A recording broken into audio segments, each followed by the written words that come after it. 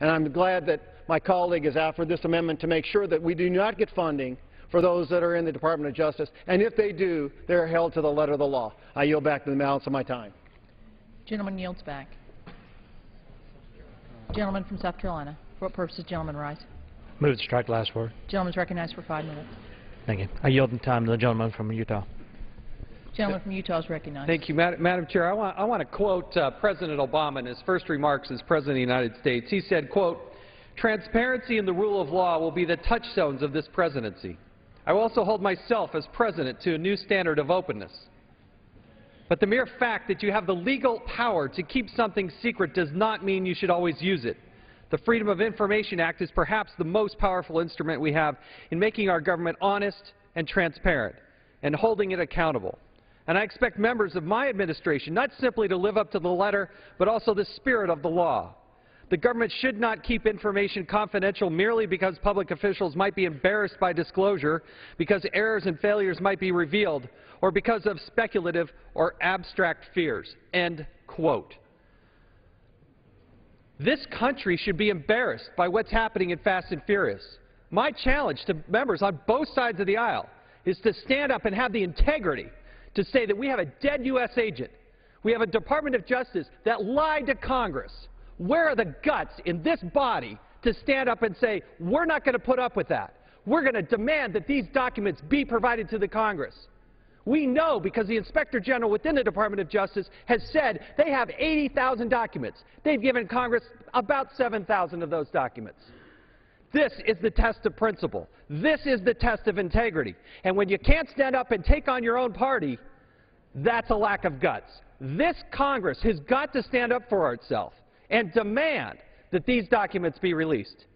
I would encourage members on both sides of the aisle, at the very least, vote for this amendment. I can't imagine any reason why anybody would deny the passage of this amendment. We're not going to allow taxpayer dollars to be used to lie to Congress. Unfortunately, we have been lied to. That's the reason why we have to do this amendment. It's embarrassing that you have to even get to this point. But, Madam Chair, Brian Terry's family expects it. The integrity of this body demands it. And we cannot rest until we get to the bottom of that, regardless whether it's Republican or Democrat. You can make the case that part of this started with President Bush. We don't know what's in these documents. But the separation of powers, it's imperative that we get to the bottom of this and that we hold people accountable. Not just the lowest level of people down at the ATF. They've been dismissed. They've been harassed. Thank goodness for those whistleblowers who have stood up and do the right thing. But the senior level, the senior people of the Department of Justice, they have not been held accountable. President Obama said in these remarks that he would. March 25th, he went on Univision and promised that they would. It has not happened. And if we get stonewalling on the other side of the aisle without your support, we will do a disservice to this country, we will do a disservice to this body, and we will not get to the truth. And I promise you, when that becomes a Republican president, I will stand with you and demand the openness and transparency that this body deserves. I've done it. I've challenged my own party. Have the guts, have the fortitude to do the right thing. I urge passage of this amendment. I appreciate Chairman Issa, Representative Gowdy, Mr. Gosar, Mr. Farenthold. There's so many people in this body. Appreciate my colleague from South Carolina who are passionate about this issue. I encourage all members to vote in favor of this amendment. I yield back my time. Gentleman yields back. Madam Chairman, I yield back the balance of my time. The question is on the amendment from the gentleman from Utah. Those in favor say aye. Aye. Those opposed say no. In the opinion of the chair, the ayes have it. Madam Chair, I ask for the yeas and nays. Pursuant to Clause 6 of Recorded Rule vote. 18, further proceedings on the amendment offered by the gentleman from Utah will be postponed. Purposes, gentleman from Massachusetts rise. Madam Chairwoman, I have an amendment at the desk. Clerk will report the amendment.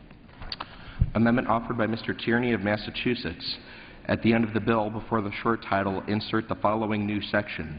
Section for Department of Justice, State, and Local Law Enforcement Assistance for the John R. Justice Prosecutors and Defenders Program as authorized by the first section 3001 of Title I of the Omnibus Crime Control and Safe Streets Act of 1968, 42 U.S.C. 3797CC-21 relating to loan repayment for prosecutors and public defenders, there is hereby appropriated and the amount otherwise provided by this Act for National Aeronautics and Space Administration Science for Mars next decade is hereby reduced by $10 million. Gentleman from Massachusetts recognized for 5 minutes. Thank you, Madam Chairwoman. Madam Chairwoman, this bipartisan amendment is offered with Mr. Gowdy of South Carolina. It provides very clearly $10 million for the John R. Justice Student Loan Repayment Program. It's unfortunate that we know that many law school student graduates accept jobs as prosecutors and public defenders, but they don't stay on the job very long because the compensation is at such a low level, and their debt burden from college, from law school, is so high, they end up leaving and going on to more lucrative pastures on that because the private firms obviously have more resources to recruit and retain than do public defenders and district attorneys' offices around the country. Oftentimes the students tell me their plea they'd like to stay in these offices. Obviously the district attorneys repeat to us on a regular basis that they have such a difficult time training people and getting them to stay so they can do a good job. Both public defenders and district attorneys, people on both sides of any particular case, understand the importance that our judicial system work, that it's fair, that everybody have the level of representation that makes our system work and be respected around the world on that. This would allow the tool of loan forgiveness for those district attorneys on that and those public defenders so that they can get people to stay at least 3 years, so that their training just doesn't get turned around and gone to waste. It allows people to stay on, use their experience, and make the system work better. I believe that it's a good idea. It has worked in the past for the federal agencies. The executive branch attorneys has just demonstrated great success in their recruitment and retention.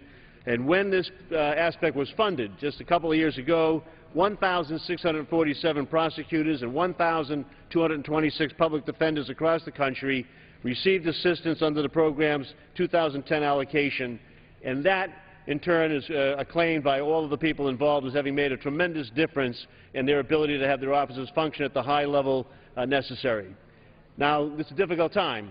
If we're going to take this money and appropriate it in this fashion, we unfortunately have to find those resources somewhere else. We have recommended an offset with a modest reduction to the Mars Next Decade program. That Mars Next Decade program will still get over $100 million more in the bill than it otherwise would have gotten. The House report notes a concern that there's a question about whether or not the Mars Next Decade program has actually accomplished one of the requirements of getting a sample and reporting it, and so that there's even language in the bill that puts off any expenditure of these monies until such a report is made to the National Research Council and they're allowed to move forward. The $150 million that is in the Mars Next Decade budget is still a sizable amount more than what was in the President's request and still allows the program to move forward.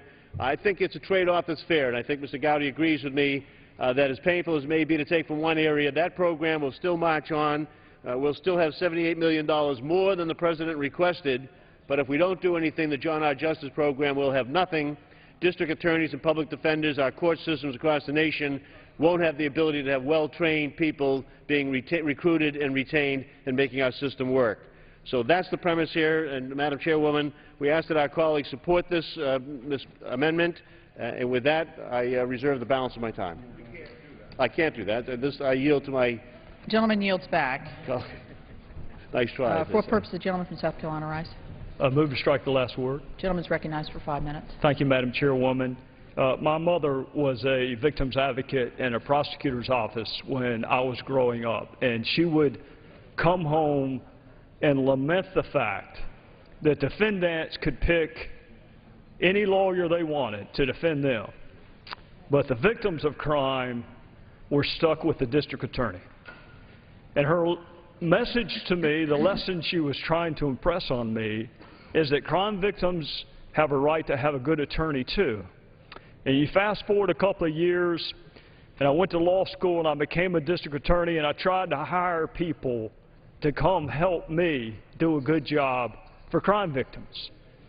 And Madam Chairwoman, I was hiring primarily at that time young female prosecutors, Cindy Crick, Kim Liskanek, Jenny Wells, Susan Porter, many of whom had up to $70,000 in student loan debt, could have and should have gone into private practice and paid the loans back and made a lot of money.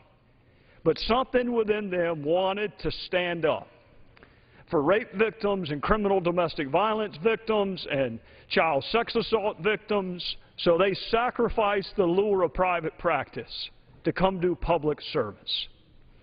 Madam Chairwoman, it is not without irony that the program that my friend from Massachusetts speaks of is named after a man named John R. Justice, who was a solicitor, district attorney in South Carolina, represented the poorest solicitor's judicial circuit in the state, understaffed, overworked. He used to tell me, Madam Chairwoman, that he was just sticking his fingers in the holes of the dam to try to keep the water from coming through. But Solicitor Justice, God rest his soul, had a vision of trying to encourage people to want to do something as noble as be a prosecutor in South Carolina.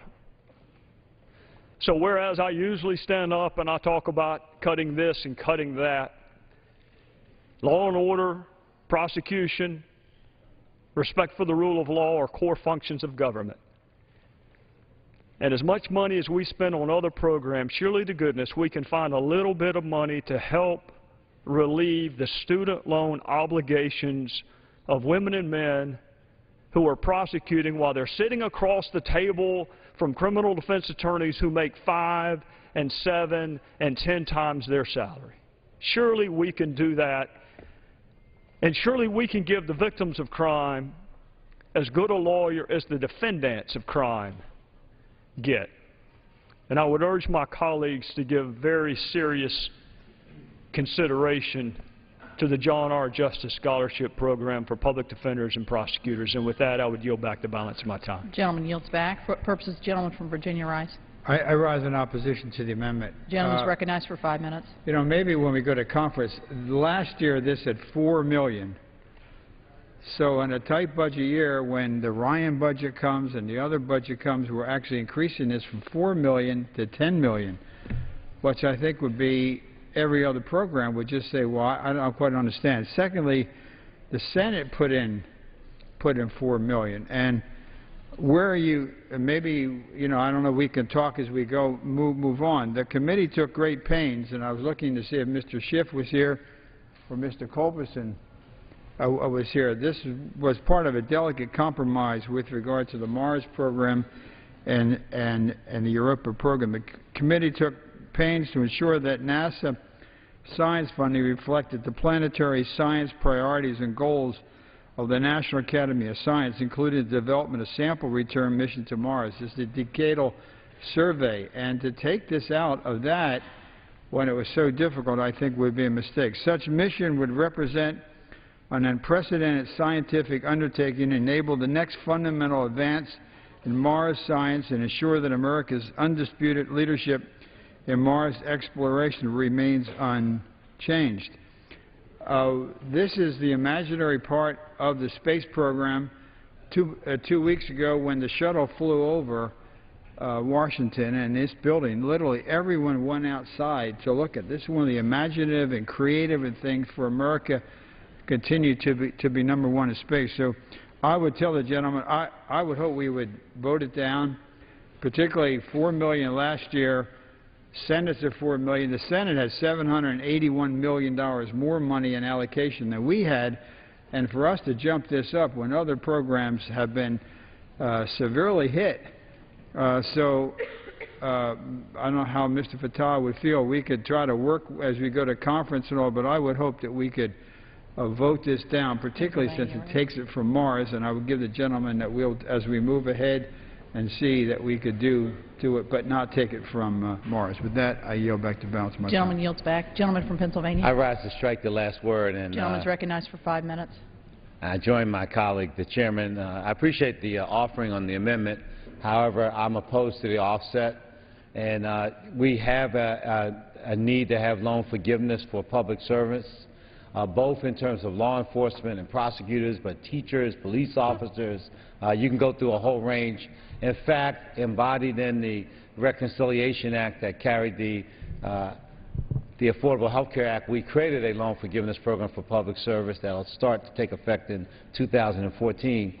This is needed, but we can't use this offset, and I would hope that we'll have an opportunity to work together on this, because I do think if we had $4 million last year that we can continue to find additional resources as we go to conference. We are hamstrung by lower allocation, which means some of the things that members may be interested in are going to have a lower funding level as this bill leaves the House, but a higher funding level when it leaves conference. So it's part of the process, and I appreciate the amendment. I hope that the gentleman would consider working with me and the chairman as we go forward, if your desire is to actually find resources for this important endeavor. Thank you. The gentleman yields back. What purpose does the gentleman from California rise? Madam Chair, I move to strike the last word. The gentleman is recognized for 5 minutes. I thank the gentleman for yielding. I rise in strong opposition to the amendment and urge my colleague to withdraw the amendment and work with us on this issue. As a former assistant U.S. attorney, I have the greatest respect and support for loan forgiveness programs of this nature. It is absolutely a worthwhile cause. But the Mars program was devastated by the administration's budget. This is one of the crown jewels of planetary science. In fact, the whole planetary science budget was enormously was decimated by the administration in its proposal. And thankfully, through the work of the chairman and the ranking member, the planetary science budget has been restored, and part of what has been taken out of the Mars program has been restored.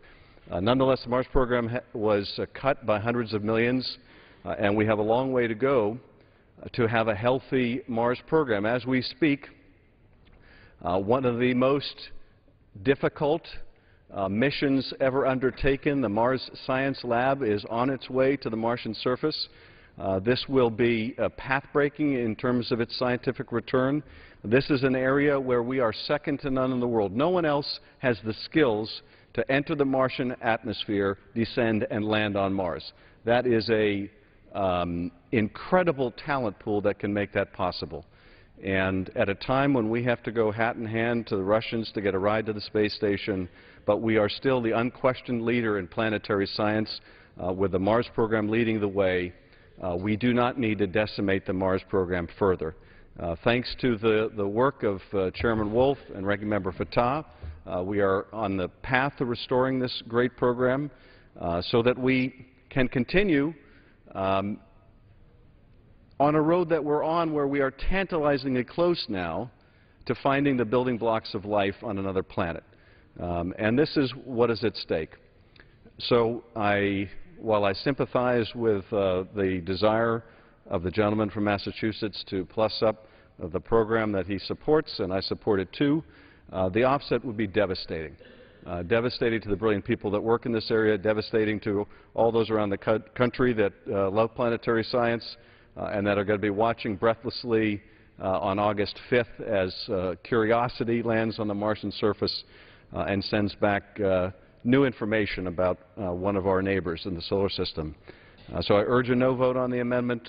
I urge us to continue to push the envelope of our understanding of the universe, and we just simply cannot choose this as an offset, such a valuable national treasure as the Mars program.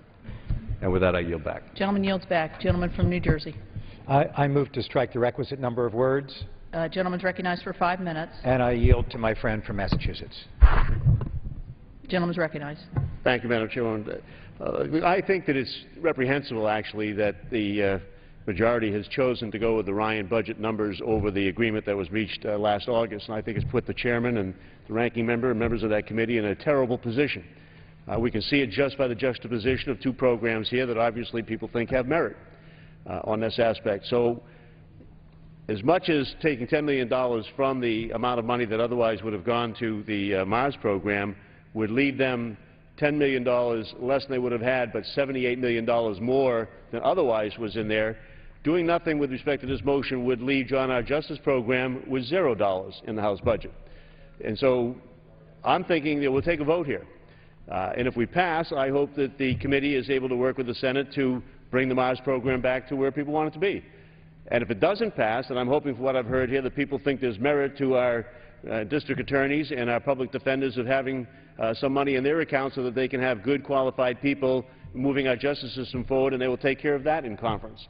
But one way or the other, you know, we need to know that, that taking a program and putting it down to zero at a time when our justice system is crying out for fairness and crying out for the tools to operate appropriately, where our district attorneys throughout the country, as well as public defenders, are saying that this is essential, that maybe at least having a debate on this issue and talking about it will make sure that we can get all the programs that we need funded to the level that we're able to do, so that we can move both of those things. So either way this motion goes, I hope that if we win, in this case, that we argue strongly to hold that number in the conference and then work to do something with the Mars program if people feel strongly about that. And should this motion not prevail, then I hope that our chairman and our ranking member and others will work hard in conference to make sure that the John R. Justice program is not reduced to zero, because I've heard everybody here talk now about how they think it's a good program, and that we move forward and we fund it so that the system can work the way it was intended to work.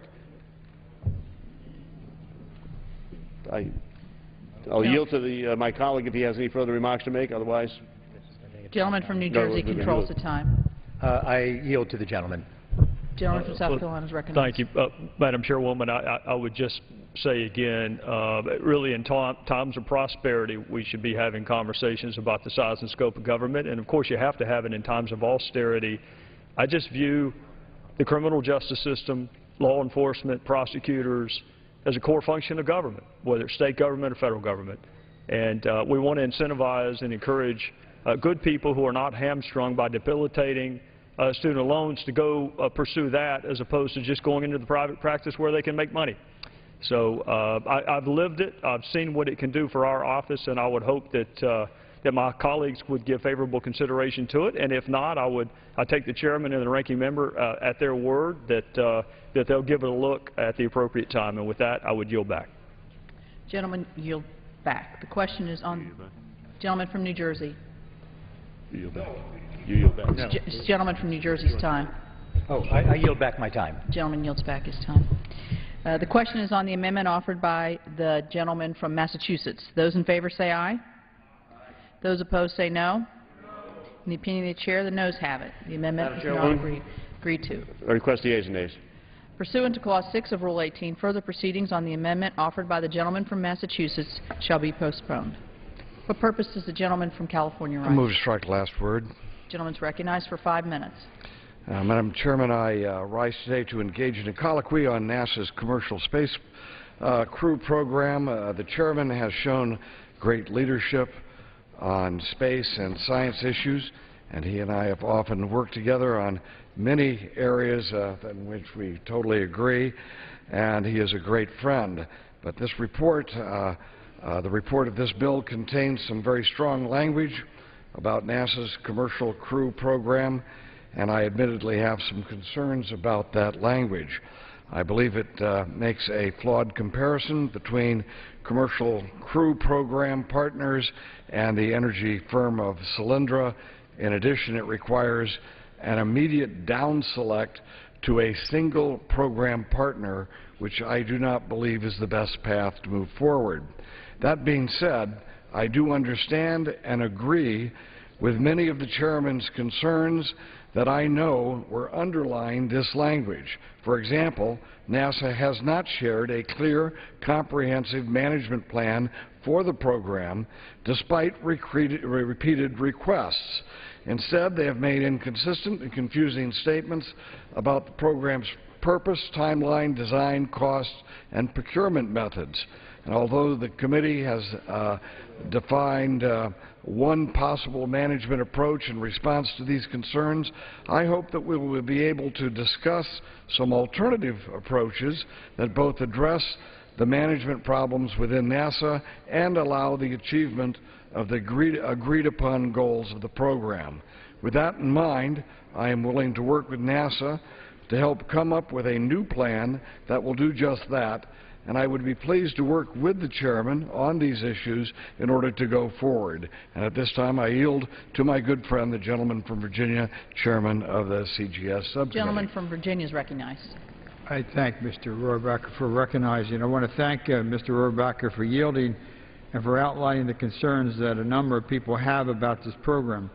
I believe that despite our differences, and there may not really be that much of a difference, we share a common goal of providing reliable domestic access to the space station in the fastest and most cost-effective manner. The thought that we're paying the Russians $60 million a seat to get there, and so we want to get there as fast as we can for as low as cost as we can so we can utilize that space station which costs us $100 million.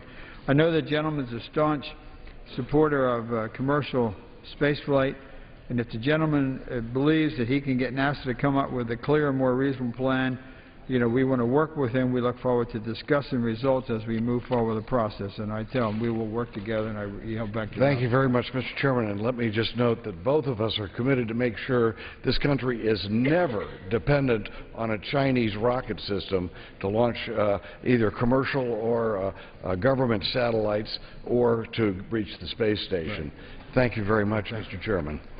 Gentleman yields back. For what purpose, gentlewoman from Tennessee rise?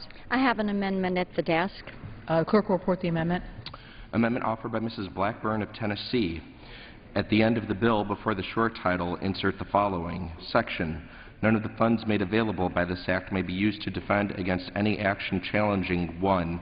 Any provision of Public Law 111-148 or any provision of Title I or Subtitle B of Title II of Public Law 111-152, or 2, any amendment to a provision of law made by any provision described in paragraph 1. Gentlewoman is recognized for 5 minutes. Thank you, Madam Chairman. This is a very straightforward amendment. What it says is that you cannot use taxpayer funds to defend Obamacare, PAPACA, the Affordable Care Act. And there is a reason for doing this, for bringing this amendment forward. If you look at today's Gallup poll, the May 9th, 2012 Gallup poll, this is what you find in that poll. 72% of all Americans believe this law is unconstitutional. They want to see this law off the books. And that includes 56% of Democrats, 94% of Republicans that are polled. So, Madam Chairwoman, what we find is individuals saying, we don't like this, we don't want it on the books, we hope the Supreme Court finds it unconstitutional. Indeed, many of us feel that it will be found to be unconstitutional. And what we're doing is saying to the Department of Justice, you cannot use taxpayer funds to defend this law. We know that that is the right step to take because it is important that we defend and prevent DOJ activism. Certainly you have heard members stand on this floor today and talk about the activism that exists in that department. So taxpayer funds should not be used to defend this law. Now, some of you may feel like you've heard this before, and indeed you have. Republican Study Committee has brought this idea before previously as we have had continuing resolutions. We feel that it is appropriate.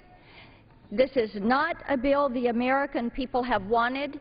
It is a law that is too expensive to afford. Indeed, we have seen that as we've reviewed appropriations, as we're looking at Health and Human Services, as we're looking at CMS.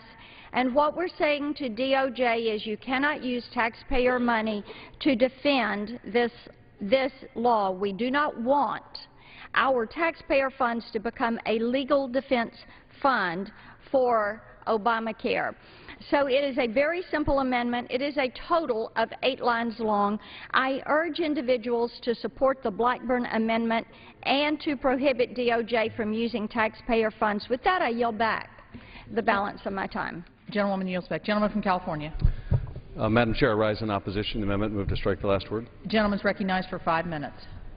Madam Chair, I'm not sure that I understand the basis of the amendment that we should defund the Justice Department from any effort to defend the law if the polling indicates that it is unpopular at the moment. The polling on the health care reform law has varied since its enactment. At times it has enjoyed majority support. At times it has enjoyed minority support.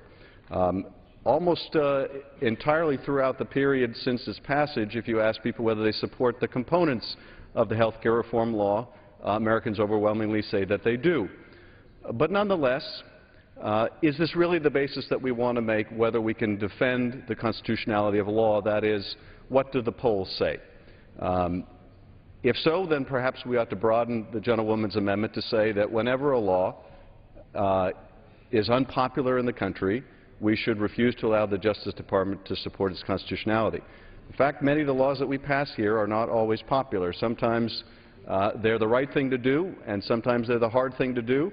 I would imagine that some of the decisions that we make on the debt ceiling and other things, if we put them to a poll, would be very unpopular, but nonetheless necessary. Are we going to say that because they're unpopular at the moment that they're therefore, for no other reason, unconstitutional? I don't think so.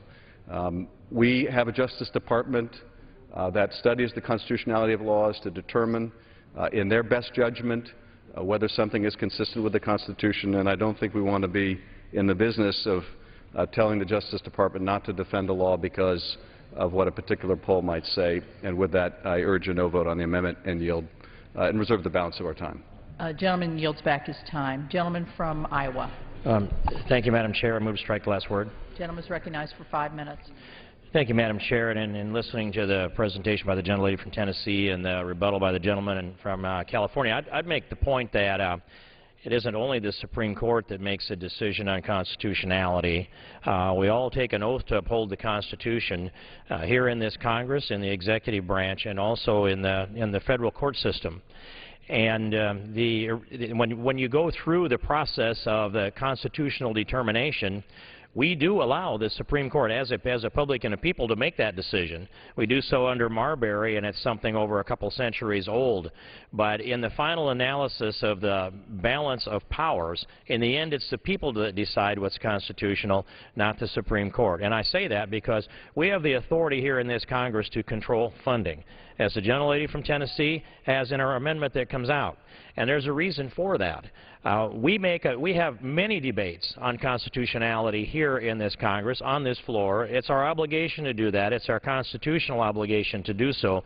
And this discussion about Obamacare and its unconstitutionality has gone well beyond the chambers here. Many of us raised these issues two years and a month or so ago about the unconstitutionality of Obamacare. We now see that at least 26 states have brought suit.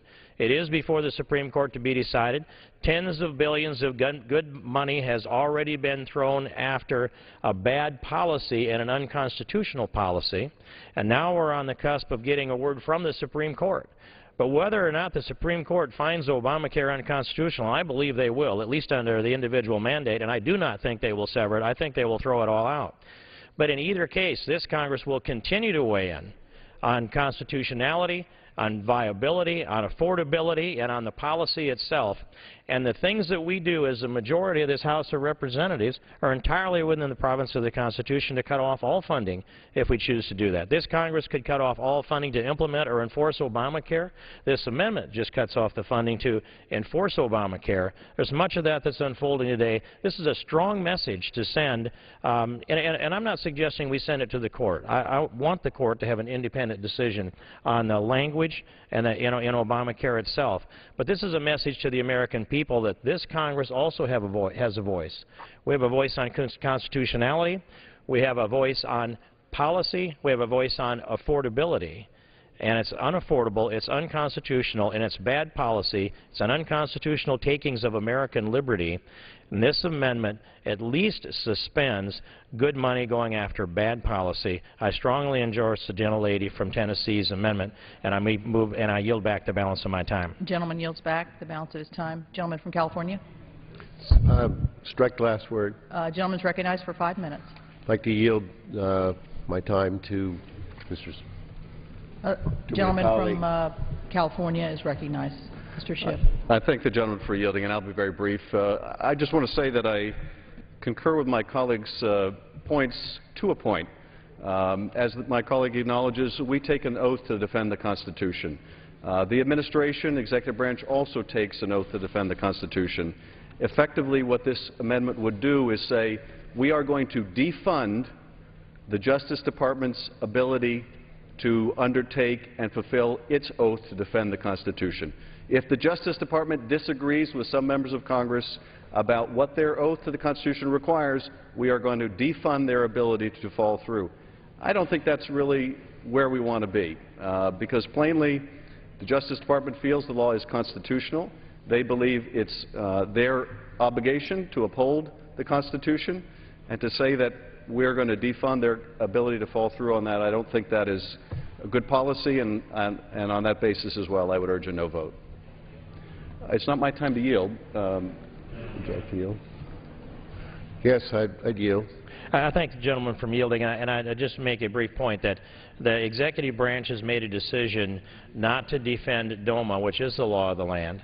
And so that's a discretion that apparently we would concede to the executive branch of government not to defend DOMA, but not accept the antithesis of it, which I believe is the Blackburn Amendment. And I'd yield back. If the gentleman would yield further. Yield. No, I appreciate that, and that's absolutely correct. If the Justice Department determines, in its view, just as you and I must, that something is constitutional and must be defended, or something is unconstitutional and cannot be defended, then we have to follow through with those obligations. But I don't think it's our position to defund the Justice Department when, in the good faith execution of its oath to uphold the Constitution, it is defending a law that this Congress has passed. And I yield back. Gentleman yields back. Gentleman from California, yield back his time. The worst form of democracy is to take away the ability for it to work. This is a bad amendment, and I hope we oppose it. Gentleman yields back. Gentleman from New York. Gentleman's recognized for 5 minutes. Speaker, I just walked in the middle of this amendment, but it's very similar to an amendment we took up last night, and it's equally wrong-headed, aside from the fact that it's almost irrelevant. This amendment, as I read it, says that none of the funds may be used to defend challenges to the Affordable Care Act by the Justice Department. Aside from the fact that none of the funds are going to be used because the argument's already been heard by the Supreme Court, it's past tense. The Court's going to decide one way or the other. This seems to me a little late. All the arguments in court have already been heard. But putting that aside, and therefore they're not going to spend any more money doing that. The Court will decide it's constitutional or it's not constitutional. The argument already occurred. The money's already been spent, so I don't see the point of this. But putting that aside, what this says, in effect, is Congress passed a law. Any law that Congress passes has a presumption of constitutionality. And this says that the Justice Department shall not defend the constitutionality of a law duly passed by Congress because the subsequent Congress doesn't agree. Well, if a substantive Congress, subsequent, I should say, if a subsequent Congress doesn't agree with what the previous Congress does, we should repeal the law. And then there'd be nothing to defend. But if you don't have the votes to repeal the law, and on the merits I would oppose repealing the law, obviously, but if you don't have the votes to repeal the law, don't say that the Justice Department shouldn't defend the constitutionality of the law passed by Congress if that law is challenged in court. Now, in Marbury versus Madison, the Court said it is distinctly the job of the judiciary to decide what the law is. It's our job in Congress to decide to pass the law. It's the executive's duty to faithfully execute the law. It's the judiciary's duty to say what the law is and whether it's constitutional. Because they have to defend the Constitution, and if we pass a law, they have to decide whether it meets the Constitution or not. It's the executive's duty to execute the law. And part of executing the law is defending the Constitution as the executive sees it. So it's up to the Justice Department to argue in court to defend the constitutionality of a law if it thinks it is constitutional, and to oppose the constitutionality of a law if it thinks it's unconstitutional. Now, here you're saying they shouldn't, the Justice Department shouldn't argue, and we shouldn't give it funds to argue to defend the constitutionality of the law. We're going to have another amendment in a little while by Mr. Huelskamp that says the Justice Department may not use any funds to oppose the constitutionality of a different law, the Defense of Marriage Act, passed, what, 15 years ago. It is up to the Justice Department and the executive to decide, in their opinion, what is their duty in terms of their duty to faithfully execute the law. That's their constitutional mandate. And if it's their duty to argue for the constitutionality of a law, they must. To argue against it, they must do that too. We can, and in fact the House has, in the DOMA case, I don't support this, I don't agree with it, but we're within our rights to hire outside counsel to argue against the Justice Department on the constitutionality of that law. And we have the right to do that.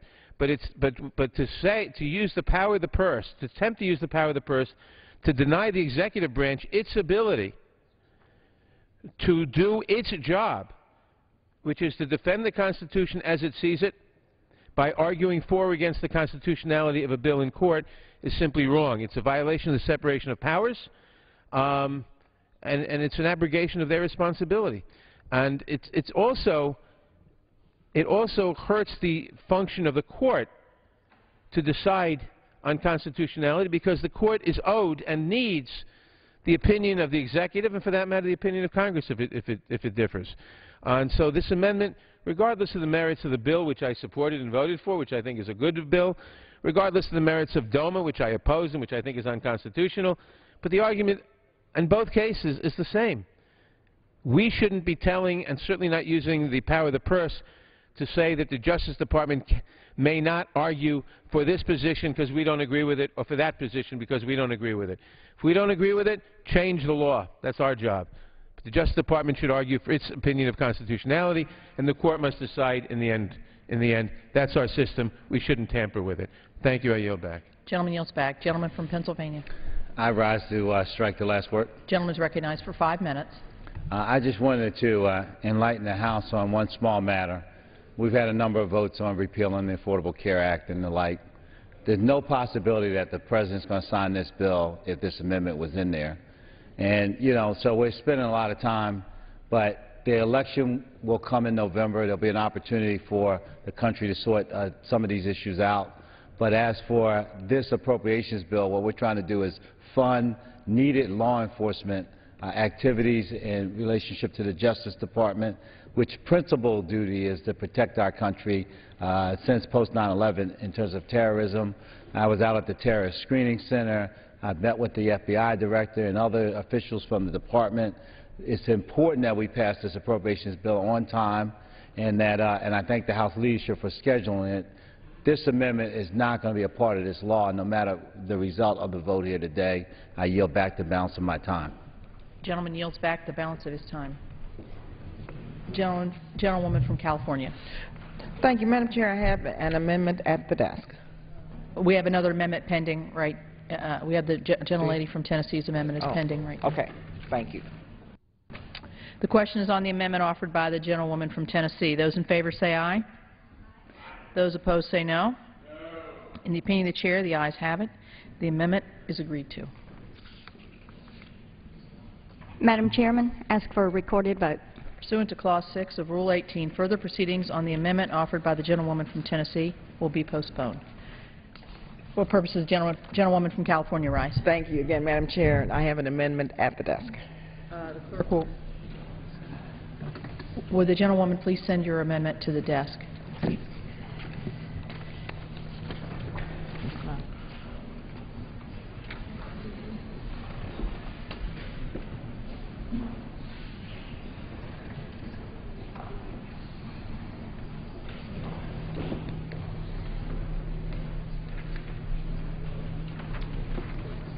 The clerk will report the amendment. Amendment offered by Ms. Lee of California.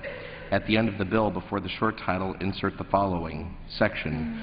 The amount made available by this Act for Department of Justice community-oriented policing services programs, and the amount specified under such heading for grants under Section 1701 of Title I of the Omnibus Crime Control and Safe Streets Act of 1968, 42 U.S.C. 3796 D.D. for the hiring and rehiring of additional career law enforcement officers under Part Q of such title is hereby increased by and the aggregate total of other amounts made available by this Act that are not required to be made available by a provision of law are hereby reduced by $177,087,000. The gentleman from California is recognized. Does the gentleman from Virginia seek recognition? Madam Chair, I reserve a point of order on the gentlelady's amendment. The point of order is reserved. Gentlelady from California is recognized for 5 minutes. I intend to withdraw this amendment at the end of my presentation. The gentleman is recognized for 5 minutes. Thank you. I want to first thank Ranking Member Fattah for his tremendous leadership on this subcommittee and talk about what this amendment would have done, which of course would have increased funding for the community-oriented policing services, better known as COPS, to the funding level in the President's fiscal year 13 budget, which is $257 million.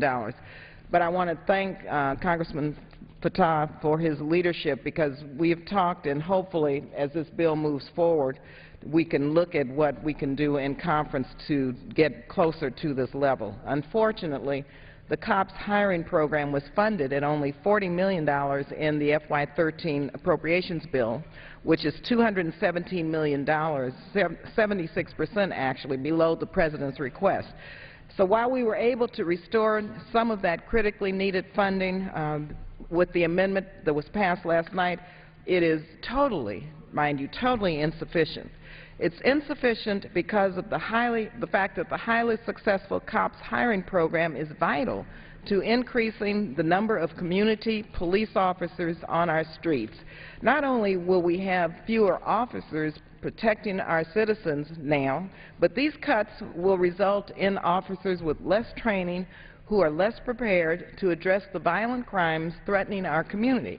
And we simply can't let that happen. We cannot afford to let that happen. Oakland, my hometown, like so many communities across this country, they're already struggling to contain violent crime. And COPS has really been a lifeline for public safety. It has worked. As a member of the Appropriations Committee, I know that we are facing a challenging fiscal situation with the current allocations under the Republican budget. But slashing the COPS hiring program, even as state and local budgets struggle to make ends meet, is a perfect example of being penny-wise and pound-foolish. We must support the safety of our communities. The COPS program is active in every one of our districts, Democratic and Republican districts. And so, Madam Chair, let me end by saying that supporting our law enforcement should not be a partisan issue. Our cops deserve better. So I look forward once again to working with our ranking member, Fattah, and others to increase funding to the COPS program as this bill moves to conference. We need to increase it at least to $257 million, which is what my amendment would have done. So thank you again to our ranking member and the members of the Appropriations Committee and the staff for their hard work in bringing this bill to the floor. Gentleman from Pennsylvania. I rise to strike the last word. Gentleman's recognized for 5 minutes. Since President Clinton initiated the COPS program, there's been a tendency for there to be partisan fights around it. The truth of the matter is that there's nothing partisan about cops in your community. Every community throughout our country, no matter the voting patterns or predictions of voting patterns, rely on police officers for public safety. The Congress, this Congress under a Republican president and Republicans in the House and Senate have spent billions on policing in Iraq. We have just seen President Obama make commitments in Afghanistan for security services and resources well into the next decade. Here in America, we should be at least as willing to support police on our street. And I want to assure the gentlelady from Oakland, her city I visited. I know many of the challenges in cities similarly situated, including my own. I know that the chairman of the subcommittee wants to see more cops on the beat, but we have a difficult allocation. We are hopeful, and I think with some degree of certainty that we will be able to increase the resources put into this area. This is not partisan. This is a program that works. Ever since the COPS program was implemented, every single year the crime rate has went down, violent crime has went down in cities where this has been implemented. So I thank the gentlelady for her offering of the amendment and for her willingness to withdraw it, and I thank the chairman for reserving rather than acting on his point of order. Thank you, and I yield back. Gentleman yields back his time. Does the gentlewoman from California seek to withdraw her amendment?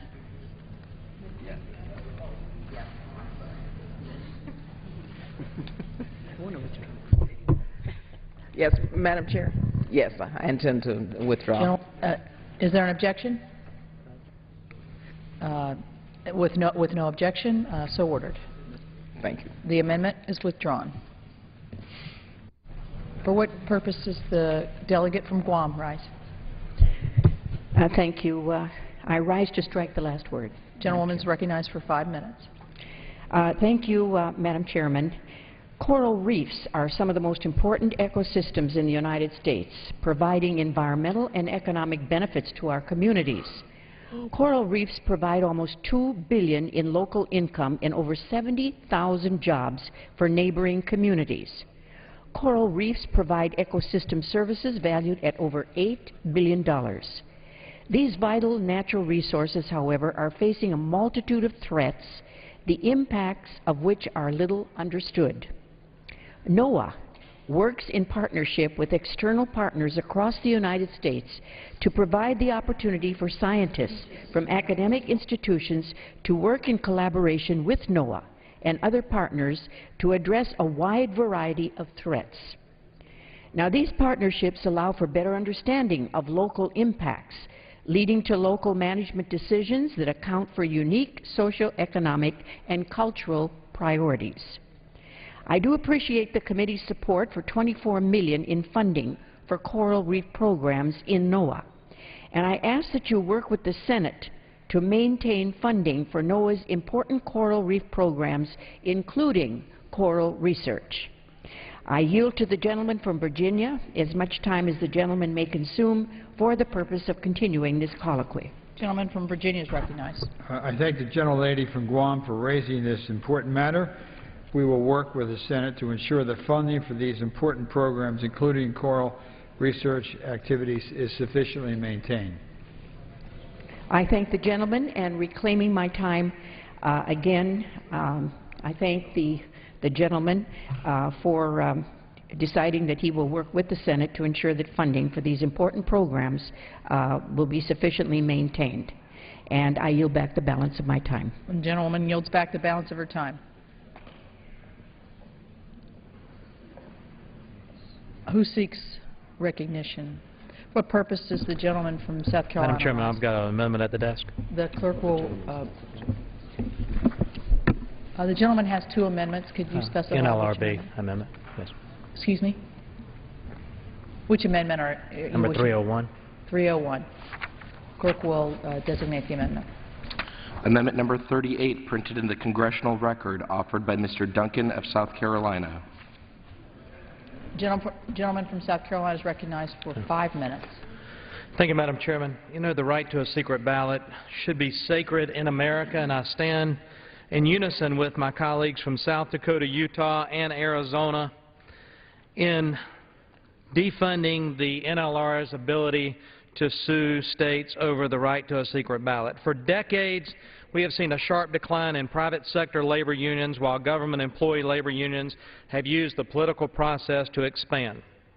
In an effort to curb the recent labor trends in the private sector, the administration's taxpayer-funded Voice for Labor, the National Labor Relations Board, has filed numerous suits against right-to-work states and enacted over-the-top union-friendly policies simply because right-to-work states like South Carolina allow employees to decide for themselves whether or not they wish to join labor unions.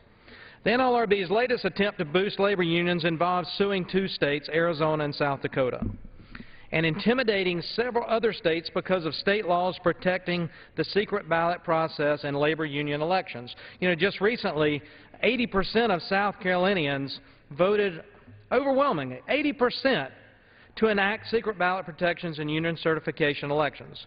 These are exactly the protections that NLRB bureaucrats are attacking today. This is not only an attack on our states' rights, but also on the secret ballot election process that allows workers to vote their conscience without fear of union retaliation. My amendment does not eliminate the NLRB or strip away all of their funding, even though they probably deserve exactly that after 2 years of abusing businesses, including Boeing in my home state. Rather, my amendment simply protects the states whose citizens have spoken on this issue by stopping the NLRB lawsuits against those states. I urge my colleagues to stand up for workers' rights, stand up for the rights of voters in our states who have spoken, and stand up for the rights of our states themselves. Support this amendment, and with that, I yield back. Gentleman yields back his time. Gentleman from Pennsylvania. I rise to strike the last word. Gentleman's recognized for 5 minutes. I'm opposed to the idea that in a country of laws we want to deny the opportunity for issues to be raised in a court of law. That's how we settle matters in our nation, and I think it sets the example for the rest of the world. So this consistent attempt that we see here now, whether on the Affordable Care Act or on other issues, to deny funds for the Department of Justice for on behalf of the executive branch to bring issues before a court of law, I think flies in the face of the American ideal. I oppose the amendment, and I release the balance of my time. Gentleman yields back the balance of his time. The question is on the amendment offered by the gentleman from South Carolina. Those in favor say aye. Aye. Those opposed say no. No. In the opinion of the chair, the ayes have it. The amendment is agreed to. That's the roll call vote, Madam Speaker. Pursuant to Clause 6 of Rule 18, further proceedings on the amendment offered by the gentleman from South Carolina will be postponed. The question... Oh.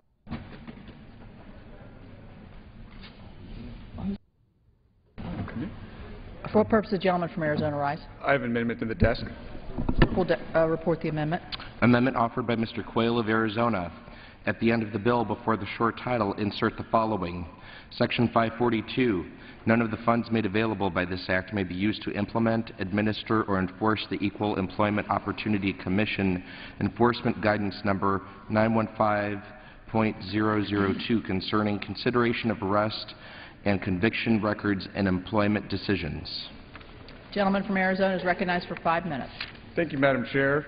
Madam Chair, I am offering this amendment with my good friends and colleagues, Mr. Scalise, Mr. Stearns, and Mr. Woodall, and it would block the new EEOC enforcement guidance that limits employers' ability to look at criminal records in their hiring decisions by prohibiting the use of funds for the implementation of this guidance.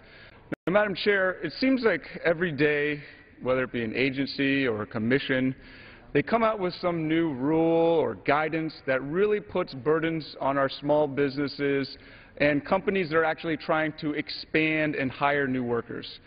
Now, this guidance is particularly troubling because it sets up a lose-lose situation for our small businesses in my home state of Arizona and across the country.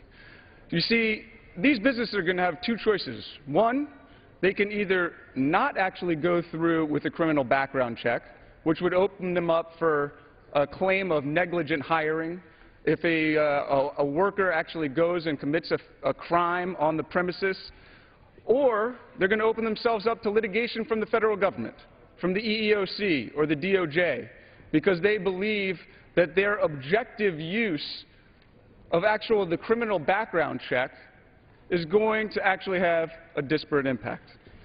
Now, I don't think that that's the choice that our businesses should be given. They have to have a different choice, a choice that allows them to expand, allows them to hire more workers, and allows them to put forth the proper procedures so that they know they're hiring people that are not going to have criminal activity. Now, the reason this one thing came to my attention was I spoke to a constituent of mine who owns a hotel in my district. And he says, look, I have to have criminal background checks for my employees because some of them are going into rooms of the guests to clean, to check on things, and they have valuables there.